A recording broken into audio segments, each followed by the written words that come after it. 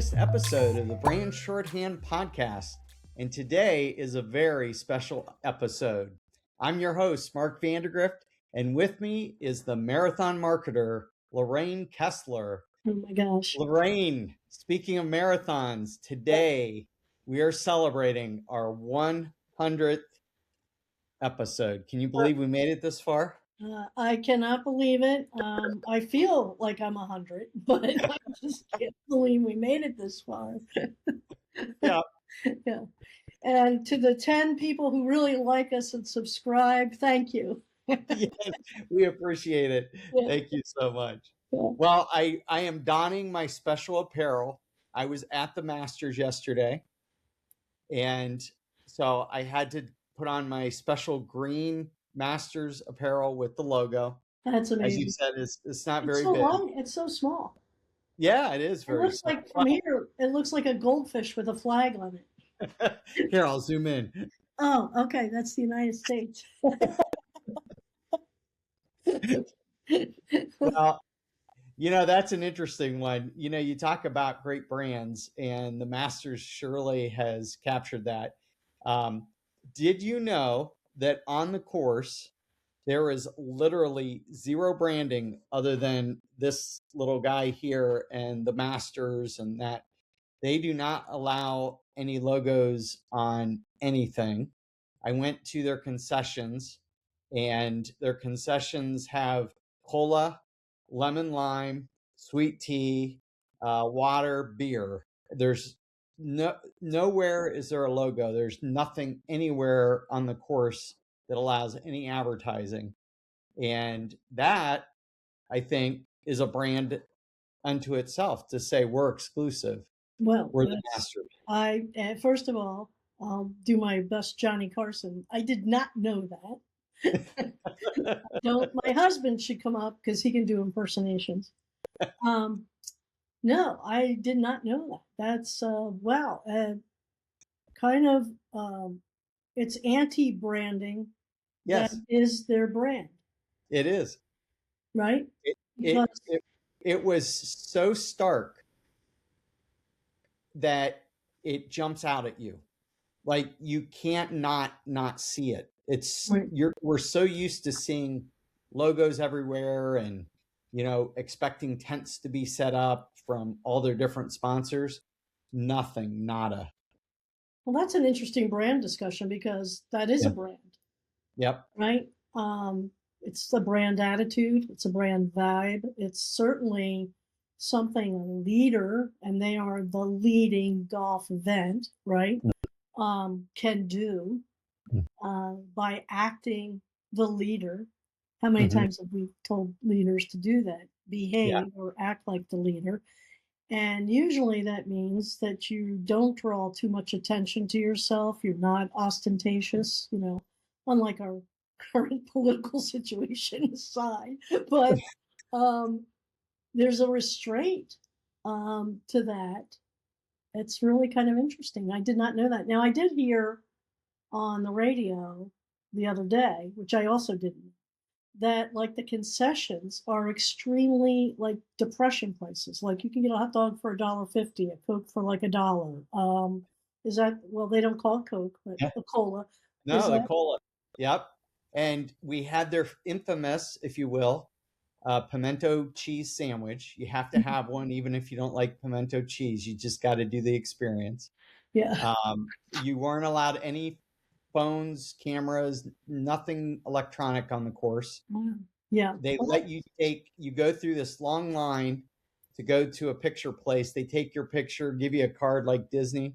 You scan the QR code and you get your one picture that shows you were at the Masters. The other thing is, unless you're buying it from a used apparel site or something, you cannot actually order any apparel off-site. I can't go online and buy a Masters this or a Masters that. There's not a Masters like website or. Well, there is, but you can't buy anything from it. You can see what they have in the store. Yeah. But you have to go on site to the store to buy the apparel. Like in Atlanta. In Augusta, Georgia. In Augusta, Georgia. I'm ready. Wow. Yep. Wow. So Well, Interesting marketing when you're exclusive what like does that. that, you know, when you have a value like that, I remember hearing one of our great speakers years ago. I think it was Williams who wrote Positioning for Professionals. I think it's Mhm. either Tim Williams. Yeah, I think it's Tim Williams. And he said a value should cost you something. Like if you really have a value, then it's not authentic unless it costs you something. Like you give up certain clients or customers. So what are they giving up with this anti-branding brand approach? Well, some estimates say $250 million in potential on course advertising Wow. every year. Every year. Every year. Wow. Yes, $250 million. That is, well, it costs them something, but Yes. um, their I can tell you integrity. the apparel is not cheap. Yeah. We did get a pimento cheese sandwich for $1.50. My daughter got a chicken salad sandwich for $3. It's still, Um, we got a cookie for 50 cents. I mean, it oh my is God. very cheap. The food is cheap. I'm very impressed with the people moving skills. Whether you go into the store or in concessions, man, you are moving constantly. It's an impressive. It almost feels like they hired Disney to come in and Mm, figure out crowd control because yeah. 40,000 people a day go on that course, and we never felt like we were standing in line waiting on anything. Even the picture line, what they do is they wind you clear out, which was kind of funny because they had no wait when we went to get our picture, but you walked what it felt like was a mile to get up there, get your picture taken, and then you exit. But you're moving the whole time, so you never feel like you're waiting. Yeah. Yeah. So Wow. Well, that's a yeah, great it was all brand. incredible. It was an amazing experience. So Cool. um, I know you my can. brother and my father went there once, but because my brother lived in Atlanta for a good amount of years. Uh-huh. Um, Good. Yeah, you can enter a lottery. I think they opened it up a couple months before, and you can get tickets to it. yeah, So pretty neat experience. I think So it's anyhow, so hard. I mean, how? What if you show up with a hat that says like, you know, Detroit on it? They're there gonna kick you out? there were a lot of logos on the course. I just think they exclude you from ever being on camera Oh, because okay. it does say on their website, no logoed apparel, no this, no that.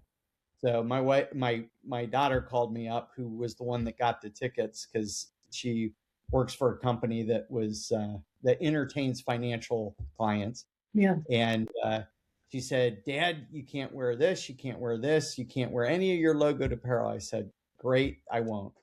So I just had a nice golf shirt on that my wife picked out for me, and it was great. We had a good time. You still have your wife pick out your clothes for you more? No, I mean, she got me a new shirt for this. This was like, Oh, yeah, this okay. was a birthday present. Okay. Yeah.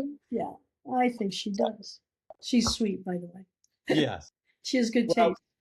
it, I hope so. I think so, but I'm biased. So we're celebrating our 100th, and I just thought I'd tell people because who knows when we've picked up subscribers, but a lot of people go, "Why the brand shorthand podcast? Like, where'd you get brand shorthand?"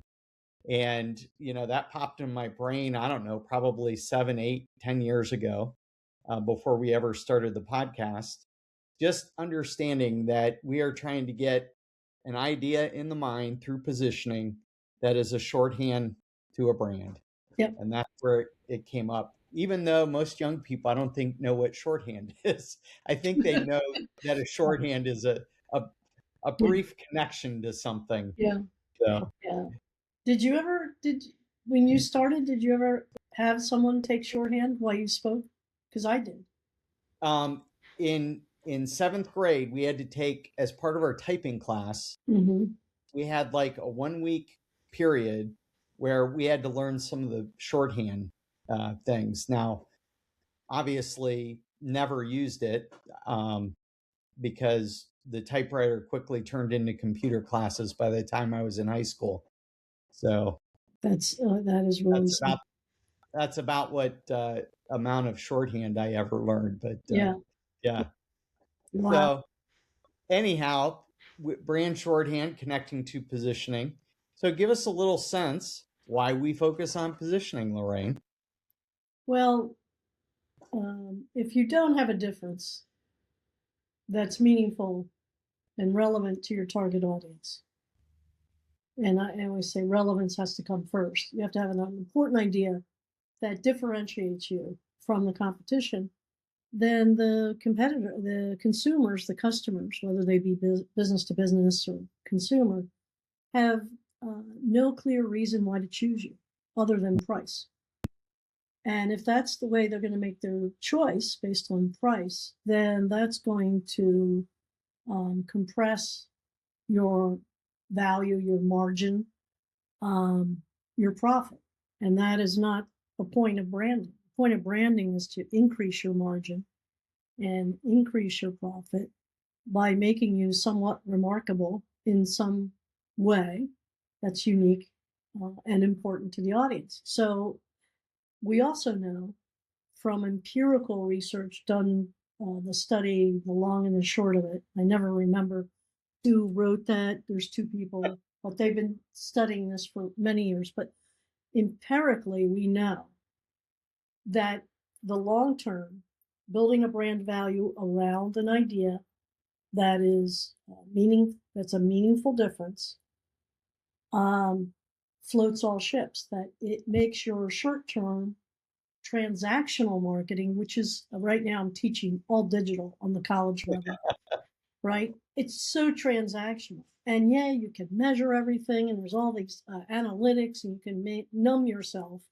with how much you can think you're in control. But if you don't have a brand value, it's like Groundhog Day. Every day, you got to just go back and work these ads and do A/B testing and change this and change that and fuss with that and fuss with your audience and your segmentation and in the Google platforms or in the trade desk. And at the end of the day, it's exhausting. But if you invest in the long term in the brand building, the study proves it improves the short term, what we might call transaction. Whereas the reverse doesn't work. You could be transactional all day long, selling all day long. It does not build a brand, so you never get that lift.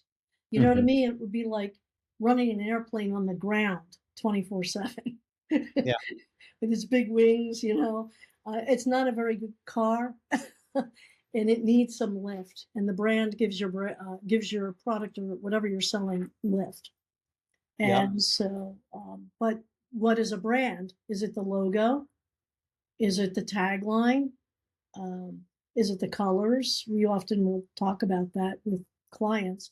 These are all important, but they're identifiers of the brand.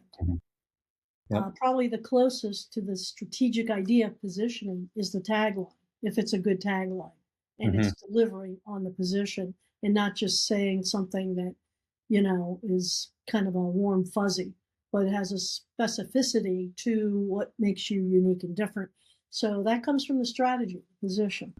And that's really what a brand it ends up being. It's my gut impression of what makes you unique in my mind and important. And then once you develop a brand, you have a shorthand to the mind when someone's making a considered purchase. Yeah. So Yeah. I'm always Well, even the best positions should be simple. And I thought that was one thing you were going to say when you were said the brand shorthand. You can't make a list of things. It's one idea, and it should be so simple, like always low price, reliable, speed, slow. I mean, it can be any of these attributes that are like one word. If you can get it to one word, that's unbelievably ideal. Sometimes you can't. Overnight delivery, okay, 2 words, but it's a simple idea, and it doesn't. You're not trying to write a treatise or a thesis. We do that. And then if we can get generic, we're even doing better, because if we can say ketchup, Right. Like Heinz equals ketchup. They also own Slow, which you brought up earlier, Right. or Thick. But that's really the end goal, is to be the brand equivalent. It is. And, I was thinking of um, two companies that I know we worked on, and we took a look at the category which they were.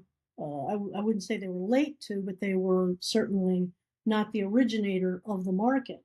So how do you position against a leading brand that is known for something? And what we found, and I thought this was a great idea, was high performance. The Hmm. other products in that market didn't deliver performance benefits to the degree that our clients could. We had two mutually exclusive clients in two different categories. And so to come into a market where you're high performance, because you meet certain standards that are required for the application, this is really important in application markets, for example, Hmm. um, then you can charge more. You're already a premium, because people think I want those performance to the extent they're important, and in those two industries they were very important.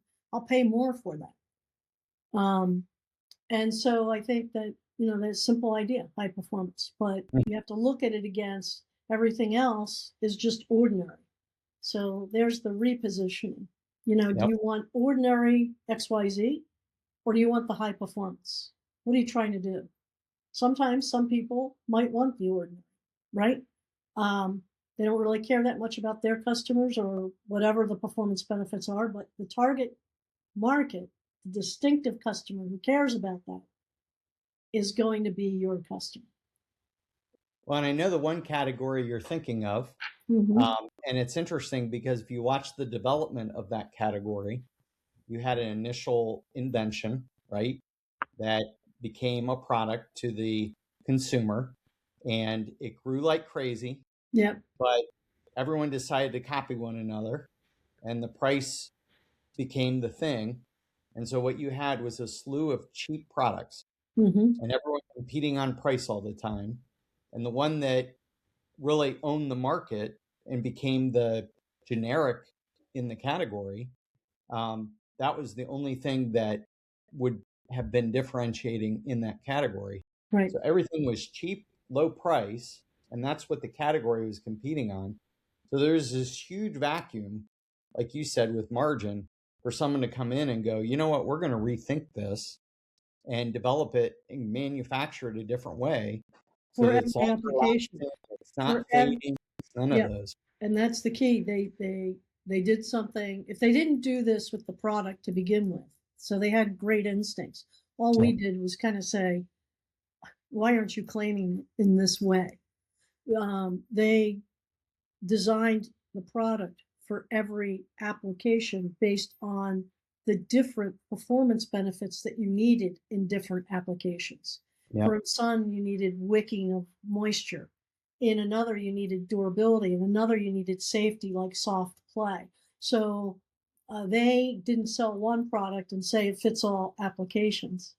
Mm-hmm. They specifically designed products for what made the product the best or ideal for each type of use. And Yep. that was genius because that gave us the ability to say high performance, whatever the performance is you need. And I think that's the genius. Yep. Yeah. Well, Lorraine, I'm always asked how we claim America's #1 positioning ad agency. Yeah. And you want to share the story of Jack Trout and how he engaged with us and what he said that triggered our decision to secure that claim? Well, yeah. I mean, first of all, Jack was a good friend of Dick and a good friend of the agency. And then I had relationships with Jack prior to this. And so there was a relationship. Professional relationships. Yeah, yes, yeah, yeah, yeah. I was Just at, clarifying for our listeners. yeah, yeah, professional relationship. And So when we met with Jack, um, and we talked about a couple of different things, how we wanted to own this idea, and we had shaped the agency around owning it. And at that time, I think I had just created the appreciative discovery because I figured as a service, you needed tangibility. and the appreciative discovery as that entry process where we really force clients to kind of think about what is their difference that they can own and claim. And went through that with him when he was in our offices. He was like, that's genius. That's genius. And he goes, no one else is doing this. And so we kind of floated the idea, and he thought, why not? Like, that's what you're doing, and I don't know anybody else. So, and you have to know Jack because he just kind of talks. He was East Coast. Very East Coast, So everyone knows. which of course I love, and talked at a kind of a clip. And so we did it, and it reminded me when we did our last podcast about the true crime podcast, Surviving the Survivor, where he boldly just says best guess, best community. And he says it all the time. And now he says, he always says that. And then he says, we're a global phenomenon. Okay. And he had some people in the chat like, how do you claim this? But guess what? He is that. And he is global because people are from all over the world chatting. And why not? So go for it. You know what? You're never going to get a point. You have to, when you choose a position, you want to choose something that's aspirational too. We weren't completely, as an agency, aligned around positioning in terms of every associate, whatever. But we set the bar. We set the star, if you will, the North Star, and said, this is what we're going to be, and we're going to be America's best at it. And so it's as much an aspirational rally cry internally as it is an external, this is who we are statement. And it makes the culture with the proper leadership begin to say, well, how do we do that? What do we need to do? What do we need to do tomorrow that we're not doing today? Or do different that we're not doing or stop doing? This is one of the biggest things I think clients have to ask themselves. What should we stop doing? Not just what should we do more of and do that we're not doing, but what should we stop doing that's distracting us? So all that happened, and it was with Jack Trout in person. And we went to Baker's Steakhouse. It's the first time and the only time I've ever been there. And it was a delightful evening. And then on top of it, and I know I'm telling this little story, but it's really an important story. There was a little book that Dick gave the agency called Obvious Atoms. Really little. I think I have it here somewhere if I can find it. It's really small. Anyway, great book. And I think it was written in the 20s. Mm-hmm. 1920s. Yeah, that's right. So I actually realized I'm in the 21st century. Like, oh my God. So Dick handed the book out. I read the book, of course, and it so resonated with so much that Jack Trout and Al Reese had written that I actually thought his book, Simplicity, was based on a lot of these principles, right? So I went into Dick and I said, I think Jack Trout knows this book really well. And so when Jack came in, Dick handed him the book and kind of in a cute way was like, I think you got a lot of ideas from this. And Jack's like, I never heard of this book. I never read this book. I didn't know anything about this book. It's this big. And that's how the book, his book, In Search of the Obvious, came about, dedicated to Dick Maggiore. Is because we handed him something he had never seen, and he loved it, and then riffed off of it for that book. Yep. Great story. Well, a lot of people go, oh, he wrote about it first in 1969 and he released his first book in 1981. So how does it apply today? This is our 4th year doing this podcast, and you and I like to espouse that we believe there has to be growth in strategy, right? You're always adapting to what's going on. So while we still claim positioning as our position, and it represents the best way to market, what do you see as the most significant change, either in the past 4 years since we started the podcast or in your lifetime of marketing? Is there anything that shakes your confidence about this best strategic approach being positioning? No, absolutely not. In fact, without a doubt, it is more needed than ever. And Jack Trout actually made this point in a private conversation that we had with Dick and I. And you have to ask your two questions. First, is there less competition today Mm. than in the past? Right? Nope. From the very get-go, positioning was a strategy to deal with competition. That's what it is. Fundamentally, it was to deal with competition based on the premise that there are no virgin markets. So that's number one. And so now we're in an era of hyper competition. So it's more needed than ever. And the second thing I would say is we're also in an age of rapid transformation technologically, where new categories are created at a speed that is mind numbing. New categories like Uber, right? Self-driving cars, EV cars. I mean, just go through the categories. Meals delivered to the home that are meal prep. The speed at which new categories are being created or subcategories is just enormous. And so what happens when that happens is that creates you have to kind of work against the main category that you spun off of. So that's competition. And so guess what? Guess why these types of things work? Because EV works because there's gas engines. That's competition.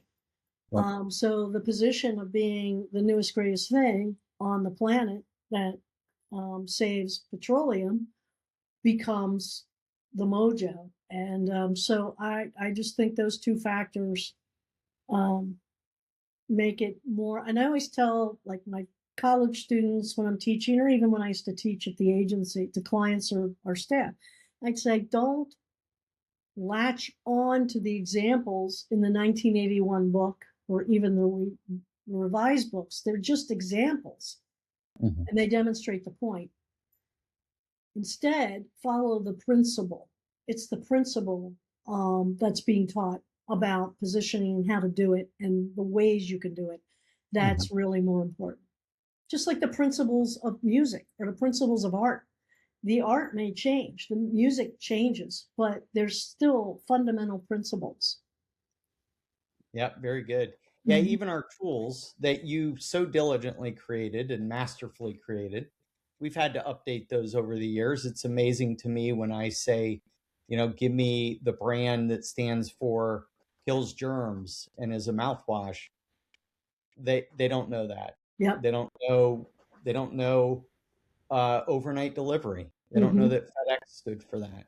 They don't know that Volvo used to stand for safe cars. Right. So there's so many brands that have said, you know what, we're going to go a different route. And you have literally anybody 40 and under, they don't know these. No, they And don't. They you've don't. lost 2.5, 3 generations of people that it's still a great position if you owned it. I look at safe cars. Who owns that now? Probably Subaru. Yep. Every kid that when I'm in a class teaching, I say safe cars, They say they'll Subaru. say Subaru. So Volvo lost that. Yeah, you And can't. Subaru. Does it mean that the idea wasn't the right idea and it wasn't the right position? No. What it shows is when you fail to execute on your idea, people's minds move on. Yep. The container is limited and fleeting. So you've got to keep rebooting. And the problem we do have is that you hire new CMOs, new marketing people, and they all want to create, and they all, for their own purposes, for their own ego, they want to do their own thing. And so they move away from the position, and often to the harm of that company. And so guess what? The audience moves on too, but it doesn't mean that the principle and even that idea doesn't have enormous value. So someone else can grab it. And, one of the brands I think is doing a really good job with an old position and is doing all the right things. They have a new CEO. And so applause to them is Burger King. Hmm. Burger They got King, back you to rule. have it your way. And they made it more fun. They actually delivered on the King by You Rule. Hmm. And that's a way of saying have it your way. And they're doing kind of what Domino's did a few years ago. They're improving the consistency of their Whopper. I always thought the Whopper was the best fast food burger, but it depended when you got it, where you got it, because it was they didn't have the consistency that McDonald's had. You could go to McDonald's from, Augusta, Georgia to Collingswood, New Jersey, and it's going to taste the same. Where Burger King, it was anybody's guess, right? So they're actually working, the CEOs in the ad, and they're actually working on making sure that hamburger is the way it's supposed to be all the time. So genius. And I think they're gonna. Well, I know they've seen rewards with this campaign much more so than the weird, freaky King and Crispin Porter stuff. Yeah. Yeah. So I would say applause to that brand. Well, some good and some bad. Yeah. That proves positioning is still relevant today. And let's wrap up today's episode, our 100th. Lorraine, we Yeah. made it.